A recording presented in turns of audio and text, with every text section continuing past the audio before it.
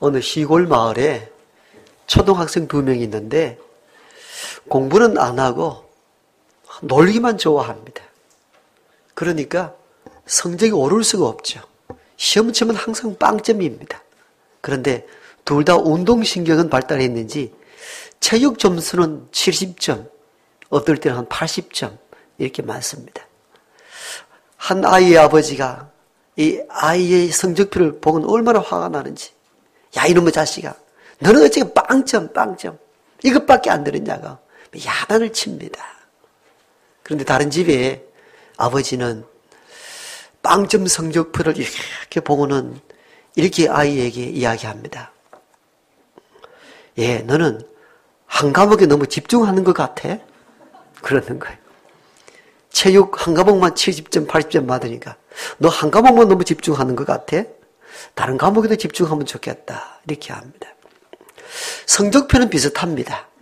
체육만 70점, 80점 많고 다른 데는 다 빵점이니까 두 집의 자녀가 비슷합니다. 그런데 한 집의 아버지는 다 어떻게 빵점밖에 안 들었냐고. 한 집의 아버지는 체육 점수를 보고 한 과목 너무 집중하지 마라 이렇게 이야기합니다. 관점의 차이죠. 비슷한 상황인데 다르게 본다는 겁니다. 그런데 이 아이들은 나중에 자라서 어떻게 되었을까요? 다 빵점 맞는다고 구박받은 아이는 아마 힘을 잃었을 거예요. 그런데 체육 한 과목 참너 잘한다 이렇게 한 아이는 아마 기운을 얻어가지고 다른 일에도 더 열심히 아마 살았을 거예요. 같은 상황인데 다르게 보는 것, 이 관점의 차이라 말합니다. 관점은 다르게 보는 힘을 말합니다. 다르게 볼 수 있는 힘, 이게 관점입니다. 예수님 시대 때에 죄인을 바라보는 관점이 각기 달랐습니다. 죄인은 똑같은 한 사람인데 바리새인들은 죄인을 다르게 보고 주님은 또한 죄인을 바리새인과 같이 보지 않았습니다. 죄인은 동일한데 보는 관점이 달랐던 것이죠.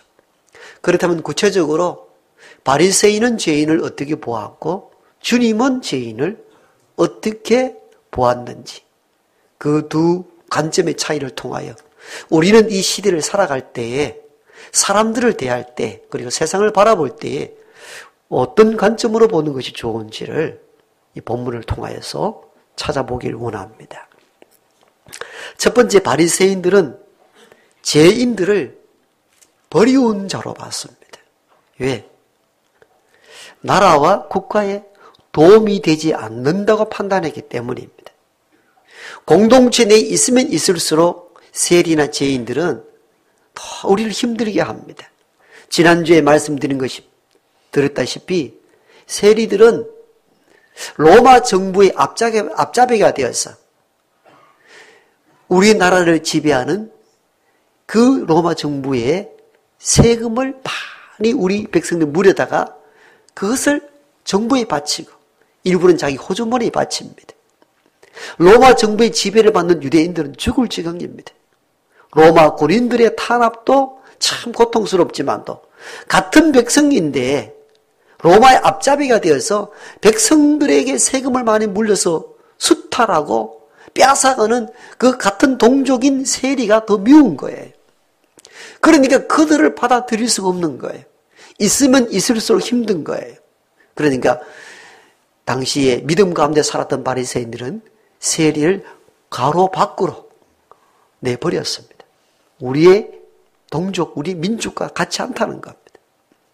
그 사람 죄인들을 버리는 자로 보니까 그들을 수용할 수 없었던 것이죠. 버리는 자로 이해하고 바라보니까 그들을 받아들여야 될 이유가 없는 것이, 찾아야 될 이유가 하나도 없는 것입니다. 이런 버리운 자인 죄인과 세리를 주는 왜 그럼 그들을 받아들입니까? 그들을 길을 잠시 잃어버린 영혼으로 봤기 때문입니다. 바리새인들은 버리운 자로 봤다면은 주님은 그들을 잃어버린 자로 봤다 그 말이에요. 어떻게 봤다고요? 우리가 세상을 살아갈 때에 아유 저 사람 살다가 잠시 잘못하여 잘못된 길로 빠져버렸구나. 잠시 유혹에 넘어가서 가지 말아야 될 길을 갔구나. 이게 바로 잃어버린 관점으로 보는 겁니다. 우리는 그러한 유혹에 빠졌거나 잘못된 길을 갈 때 아이고 저 인간 우리 동네에 있다가는 우리 동네 버리겠다. 떠나라. 그런 사람이 있는가 하는 반면에 어떤 사람은 잠시 저 청년도 잠시 인생길 놓친 잃어버린 사람이다 라고 할 때에 동네 사람이 품고 그래 찾을 수밖에 없는 것이죠. 이게 바로 첫 번째 관점의 차이입니다. 버린 자로 볼 건가 주님처럼 잃어버린 자로 볼 건가. 이게 대단히 큰 관점의 차이입니다. 저와 여러분이 세상의 사람들을 바라볼 때마다 주님의 눈길로 혹 어긋난 길을 가는 사람들을 버리는 자로 볼 것이 아니라 잠시 인생길을 놓치고 엉뚱한 길로 접어든 이런 영혼으로 바라볼 수 있기를 원합니다. 그래야 그를 찾을 수가 있게 되는 거예요. 두 번째로 죄인을 바라보는 바리새인들의 관점은 이익의 관점에서 본 거예요. 우리에게 이익이 되는가 되지 않는가, 즉 경제적 관점으로 봤다 그 말이에요. 자, 세리와 죄인들이 유대 나라 공동체 안에 있으면 있을수록 손해가 되면 되었지 이익이 안 됩니다. 왜요? 백성들이 세금을 자꾸 빼앗아 가잖아요. 그들이 있으면 있을수록 어려워지는 거예요. 나라와 민족에 전혀 도움이 안 됩니다. 이익이 안 됩니다. 경제적 관점으로 따져봐도 비용만 더 들지 득될 건 아무것도 없는 거예요. 우리가 가끔 이럴 때가 있잖아요. 방송을 보다가 뉴스를 보다가 정말 악한 사람들을 만나게 되잖아요. 그런데 그들이 요즘 사형 제도가 있어도 사형을 처하지도 아니하고 일생 내에는 국민이 낸 세금으로 교도소에서 먹고 자고 다 합니다. 옷도 다 받아 입고. 그것을 일명 국립호텔이라 이렇게 말하잖아요. 저들이 국립호텔에서 백성들이 주는 세금으로 저 죽일 놈들이 그것을 먹고 자고 다 한다는 거예요. 그게 우리를 화나게 하는 거예요. 그 우리 경제 관점에 보면 어떻습니까? 아니 제거해야 되고 버려야 되는데 득도 안 되는데 경제적 손실만 온다는 거예요. 그런 관점으로 보면 그들을 없애야 되는 거예요. 버려야 되는 거예요. 바리새인들이 세리와 죄인들을 미워하고 멀리했던 이유가 바로 여기에 있습니다. 도움이 안 된다는 거, 이익이 안 된다는 거예요. 경제적으로 판단했어도 비용만 더 들지 나라와 민족에 전혀 이득될 게 하나도 없다가 본 거예요. 그렇게 보니까 뭡니까? 그들을 수용하거나 그들을 찾거나 그들을 영접해야 될 이유가 하나도 없게 된 거예요. 그런데 주님은 왜 이런 이익도 되지 아니하는 세리와 죄인들을 품습니까? 왜 그들과 함께 음식을 나눠 먹습니까? 왜 그들에게 하늘의 복음을 전합니까? 무엇으로 보았기 때문입니까? 경제적 관점으로 본 게 아니고 생명의 관점으로 보았기 때문입니다. 하나의 생명이라는 겁니다. 하나의 생명의 관점으로 보니까 그들을 버릴 수 없는 거예요. 생명의 관점을 보니까 그들을 수용하고 품어야 되는 거예요. 여러분 이 관점이 얼마나 큽니까? 앞에 말씀드린 것처럼 오늘 주님은 이러한 죄인과 세리를 품는 주님에 대해서 바리새인들이 비난합니다. 비난하는 그들에게 잃어버린 양에 대한 비유의 이야기를 하잖아요. 자, 어떤 사람에게 100마리의 양이 있는데 한 마리를 잃어버리면 밤새 찾지 않습니까? 찾으면은 친구와 이웃을 불러다가 잔치를 벌이지 않습니까? 비유를 이렇게 한단 말이에요. 저는 이 비유가 이해가 안 되거든요. 여러분 생각해 보세요. 밤새 찾아 나섰을 때 시간의 손실과 물질의 손실이 일어납니다. 거기다가 한 마리 찾았다고 동네 사람 불러다가 잔치를 벌인다고 합니다. 그게 이해됩니까? 경제적으로? 한 마리 값 이상은 들었을 거예요. 찾아야 될 이유가 있나요? 생각해 보세요. 바리새인들의 입장에서 충분히 저는 이해가 돼요. 이 사람들을 품어야 될 이유가 없는 거예요. 나라에 도움이 안 되는 거예요. 어떤 이익이 발생하는 게 아니에요. 이들이 살면 살수록 비용만 발생하는 거예요. 어려움이 더 많은 거예요. 그러니까 바리새인은 세리와 죄인들을 멀리하고 버리는 거죠. 그런데 주님은 그들을 포함 안 씁니다. 왜? 비용적 측면을 생각하는 게 아니었어요. 경제적 관점으로 그들을 바라본 게 아니었어요. 그들을 품었던 단 하나의 이유가 있습니다. 그들도 하나의 고귀한 생명체라는 것입니다. 생명의 관점에서 보니까 그들을 포기할 수 없었던 것이에요. 받아들일 수밖에 없었던 것입니다. 요즘 방송 채널이 많다 보니까 별 희한한 프로그램이 다 나옵니다. 그 중에도 볼거리, 들을 거리가 종종 있어요. 저는 세계 테마 여행을 EBS 방송 프로그램 자주 보거든요. 참 요즘 방송이 참 좋아요. 안 가본 거 다 보게 합니다. 아, 저 지역, 미개척 지역 어디든지 다 볼 수 있어서 참 좋습니다. 어떤 다큐 방송을 봤는데 몽골 지역에 아직 마지막 남아있는 유목민들, 그 유목민들 이동 텐트 치고 사는 모습들, 그리고 목초지를 따라서 움직이는 모습들, 아주 고대에 있었던 일들이 아직도 존재하는 그 몽골의 유목민들 보고 참 볼 것이 많다는 느낌이 들었어요. 그런데 이 다큐 카메라 감독이 어느 날 유목민에게 이렇게 묻습니다. 잃어버린 새끼 양을 찾기 위해서 밤새 이 유목민이 그 넓은 평지를 찾아다닙니다. 기자가 묻습니다. 선생님, 꼭 이렇게 한 마리를 꼭 찾아야 됩니까? 이렇게 묻습니다. 그 한 마리를 꼭 찾아야 됩니까? 이 질문 속에 뭐가 있느냐면 이렇게 시간 소비하고 물질 소비하면서 새끼 양 그 값이 얼마 된다 그걸 꼭 찾아야 됩니까? 오히려 그 새끼 양보다 더 많은 비용이 안 듭니까? 이런 의도의 질문이었습니다. 유목민이 이 질문을 듣고 이렇게 답을 합니다. 내 가족이니까요. 그러더라고요. 저는 굉장히 충격을 받았어요. 아, 성경시대 때에, 예수님 시대 때 예수님이 왜 잃어버린 양에 대한 비유를 하셨는가가 이해가 되었습니다.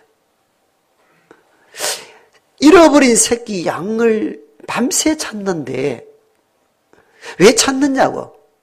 차라리 기존에 있는 양무리를 잘 키워서 새끼를 많이 낳으면 충분히 보상받을 길이 있지 않느냐는 질문이었습니다. 오히려 당신의 시간과 당신이 사용하는 물질을 보니까 새끼 양보다도 더 많은 물질을 쓰고 시간을 소비하는데 그렇게 찾아야 될 이유가 있느냐는 것입니다. 경제 관점을 보면 버리는 게 맞습니다. 그런데 유목민은 이렇게 대답했다는 거죠. 내 가족이니까요. 뭘 의미합니까? 내 가족이라는 것은 그도 소중한 생명이라는 것입니다. 한 마리 양이 경제적 관점에서 보면은 몇만 원이든지 몇십만 원인지 몰라 버리면은 된다는 경제 관점으로 보면은 버리는 게 맞습니다. 이게 바리새인들의 관점이었어요. 이익이 안 된다는 겁니다. 그런데 주님은 그런 이익이 안 되는 세리와 죄인들을 품는 이유가 뭐냐? 하나의 소중한 생명처로 봤기 때문입니다. 여러분, 생명은 천하보다 귀하다 했습니다. 주님은 이런 관점을 가지고 있었어요. 어떤 경제적 어떤 물질로도 천하보다 귀할 수 있는 게 없다는 겁니다. 천하보다 귀한 게 생명입니다.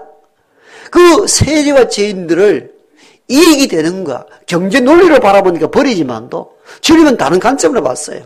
생명의 관점으로 보니까 그들을 품고 찾을 수밖에 없다는 겁니다.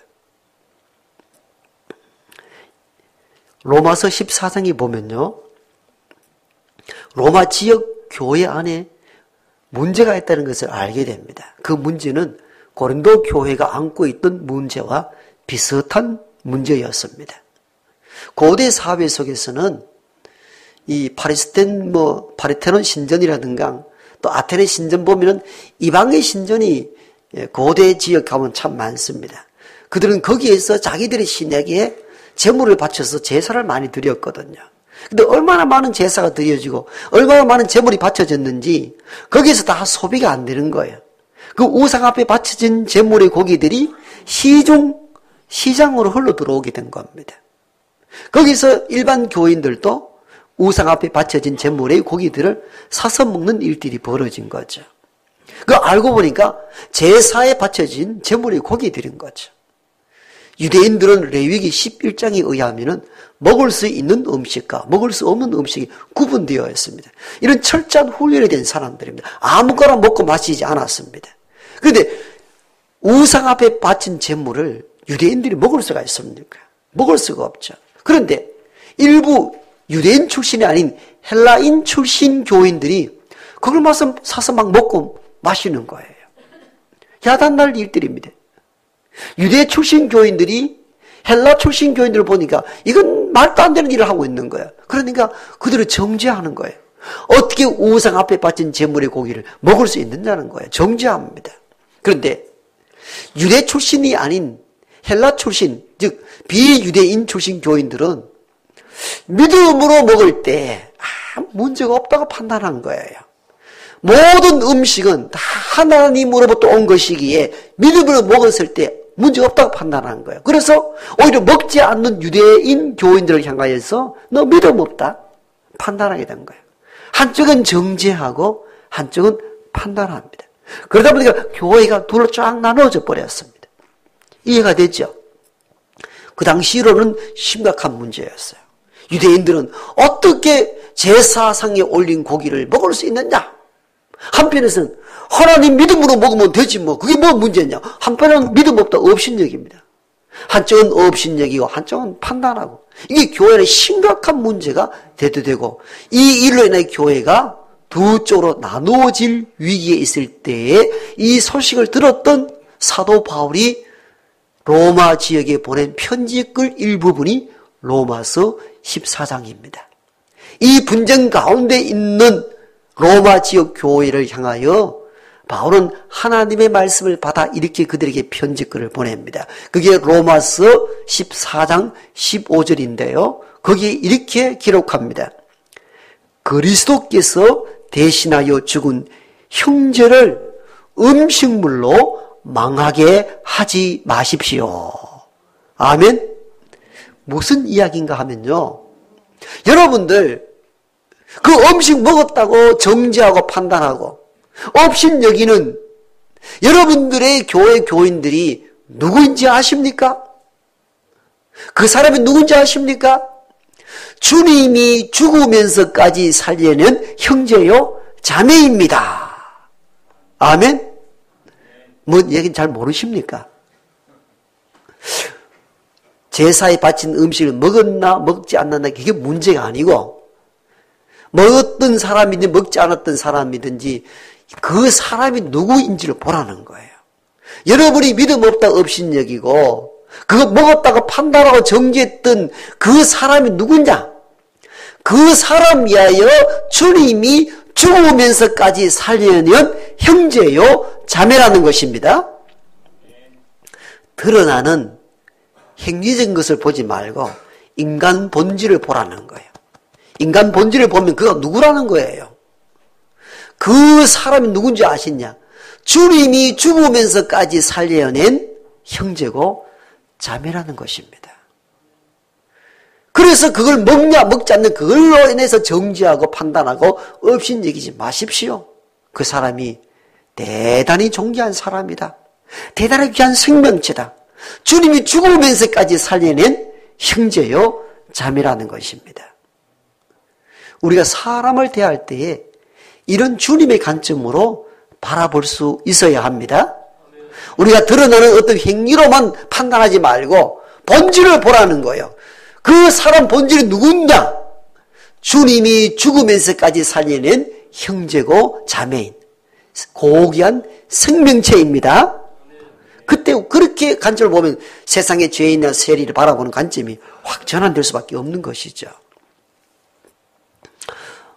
언젠가 우리 동기 목사님들 모임이 있었는데 1년에 한 2차례씩 모이는데요. 그 어떤 모임 지역에서 새끼 고양이를 한 마리를 제 아는 동기 목사가 라면 박스에다 그 고양이를 이렇게 입양시켜 가는 거예요. 보니까 그럼 물었어요. 그 들고양이를 먼저 갖고 가느냐고. 들고양이가 아니라 들고양이는 사람이 가면 좀 피해 가잖아요. 가만히 있는 거 보니까 누가 거기 놀러 왔다가 이제 버리고 간 거예요. 키우지 못한다고. 그리고 제가 아는 목사님이 라면 박스를 주워다가 그 버려진 새끼 고양이를 박스에 넣고 사택으로 가져가더라고요. 제가 그걸 보면서 보는 관점이 좀 다르구나. 그 목사님은 버려진 새끼 고양이를 생명의 관점에서 본 거예요.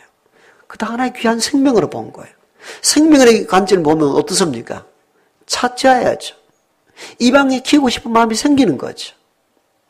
주님이 왜 당시에 버려지고 전혀 이익이 되지 않는 그 세리와 죄인들을 품고 그들에게 함께 밥을 먹고 그들에게 왜 하늘의 복음을 왜 전합니까? 그들도 하나의 고귀한 생명체로 봤기 때문입니다. 우리가 세상의 사람들을 어떤 눈길로 바라보는가에 따라 우리의 삶의 태도가 전혀 달라집니다. 세상에 마땅히 죽여야 마땅하다는 사람들도 우리는 지금 그 사람이 있는 것이 이익이냐 아니냐라는 관점으로 보는 게 아니라 생명의 관점으로 바라볼 수 있는 저와 여러분 되기를 원합니다. 마지막 세 번째는 바리새인들은 죄인들을 심판의 관점에서만 본 거예요. 이해가 되죠? 그들은 죄인들입니다. 그들은 백성들의 수탈에서 자기 배를 채우는 악한 매국노들입니다. 죄에 대해서는 심판이 있어야 되거든요. 그러니까 바리새인들은 그들을 품는다는 건 용납이 안 되었습니다. 그들은 죄인이고 세리들입니다. 그러므로 그들은 죄를 지었기 때문에 마땅히 하나님의 심판이 임해야 된다고 보는 관점을 본 거예요. 그러니까 그들이 예수님이 그들을 품었을 때에 왜 그렇게 하느냐 하는 반박했던 이유가 이해되는 거죠. 왜? 죄를 심판해야 되잖아요. 심판해야 되는데 저 주님 그걸 끌어안는단 말이에요. 그게 이해가 안 되는 거죠. 충분히 바리새인들과 서기관들의 마음을 우리가 충분히 이해할 수 있습니다. 여러분 선지서 요나서를 보십시오. 하나님께서 요나에게 명하기를 니느웨에 가서 하나님 복음을 전하라 말합니다. 그런데 요나는 하나님의 말씀을 거절합니다. 니느웨가 정반대의 땅으로 돌아섭니다. 이유가 뭡니까?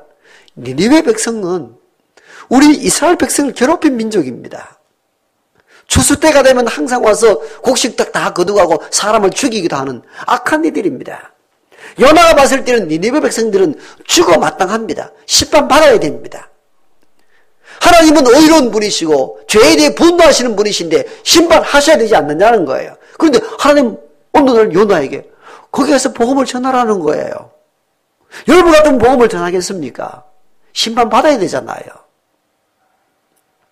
그러니까 요나가 안 가겠다는 거예요. 거절했던 이유가 거기 있는 거예요. 솔직히 우리 이야기를 한번 해볼까요? 요즘 한반도 평화를 위해서 북미 간 대화를 위해서 참 잘 돼야 되겠다는 이런 마음도 있지만도 한편으로 어떤 마음이 생깁니까? 막 폭격을 가해가지고 북한의 핵기지를 깨뜨려버리고 김정은 딱 없애야 될 존재로 그리 안 보입니까? 그런 마음이 있잖아요. 왜? 죄와 악은 심판해야 된다는 생각들이 보편적 인간들이 갖는 마음들입니다. 그게 있는 거예요. 그러니까 바리새인들의 입장에 있어서 왜 죄인과 세리를 받아들여야 되는지 이해가 안 되는 거죠. 왜? 죄와 악에 대해서는 심판이 필요하다 본 거죠. 이 부분도 맞는 거예요. 맞잖아요. 여러분 세상에 악한 이들이 있을 때 우리 마음이 어떻습니까? 심판해야 된다는 생각이 들잖아요.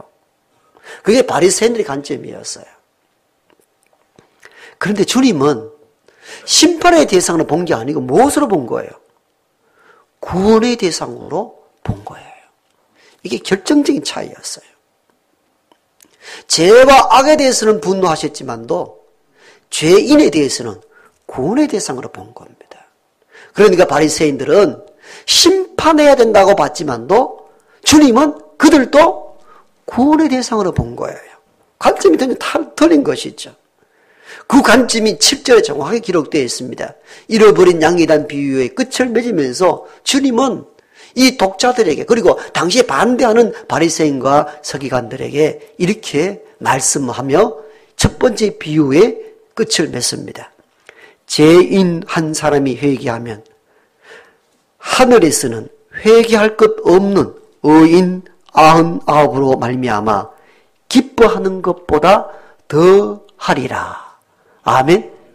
이게 주님의 관점에서 확 드러났잖아요. 여러분, 죄인들이 심판의 대상으로만 본 게 아니고 회개하여 돌이키고 구원의 대상으로 봤다는 거예요. 이게 주님이 보는 결정적인 차이였습니다. 바리새인들은, 세리와 죄인들은 하나님의 분노가 떨어져야 될 심판의 대상으로 봤습니다만은 주님의 눈길은 달랐습니다. 그들도 회개하여 돌이키고 구원받아야 될 대상으로 본 거예요. 그러니까 그들과 함께 밥을 먹고 하늘의 복음을 증거했던 이유가 거기에 있었던 것입니다. 여러분, 우리가 전도 많이 이야기를 하는데 전도하라 이렇게 하면 자꾸 교인 수를 채우고 교인 수를 늘리는 그런 방식의 하나로만 생각합니다. 엄격히 말하면 전도라는 것은 예수님의 눈길로 세상을 보는 것을 의미합니다. 이게 전도의 출발점이 되어야 합니다. 전도는 막 운동을 벌이고 억지로 막 몰아붙인다고 해서 전도가 되는 게 아니에요. 우리가 해봐서 알지만 되는 게 아니에요. 관점이 바뀔 때 전도하지 말아라 하여도 하게 됩니다. 즉 참된 전도의 출발점은 어디서 비롯되는가? 예수님의 관점으로 세상을 보는 것입니다. 예수님의 눈길로 세상을 볼 때에 세상이 달리 보입니다. 세상의 관점으로 보면은 죄인들에게 복음을 전하고 죄인들이 살려내야 될 이유가 하나도 없습니다. 그들은 사회의 비용적 가치만 더하는 비효율적인 인생들이기 때문입니다. 그런데 주님은 그들을 어떻게 봤습니까? 경제 관점으로 본 것이 아니에요. 생명의 관점으로 보았고 그 생명도 회개하여 돌아서는 구원의 관점으로 봤다는 겁니다. 그래서 전도는 인위적인 훈련과 전략적 차원으로 접근할 것이 아니라 예수님의 관점으로 세상을 보는 관점에서 서럽게 출발해야 됩니다. 전도하라면 부담을 갖습니다. 왜인 줄 아세요? 주님의 관점은 높고 억지적인 일들로 시작하기 때문에 어렵고 힘들다고 느끼는 거예요. 여러분, 주님의 관점으로 주님의 눈길로 이 세상을 바라보십시오. 얼마나 불쌍합니까? 그들도 잃어버린 양들이 아닙니까? 잃어버린 생명체라고 보십시오. 그들이 회개하여 돌아설 때 하나님이 의인 99보다 회개하는 죄인이 돌아섰을 때 더 기뻐한다 하지 않았습니까? 하나님의 기뻐하는 것이 무엇인지 안다면 주님의 눈길로 세상을 바라보고 잃어버린 영혼들에게 하늘의 복음을 증거하는 일에 쓰임받는 저와 여러분 되기를 소망합니다.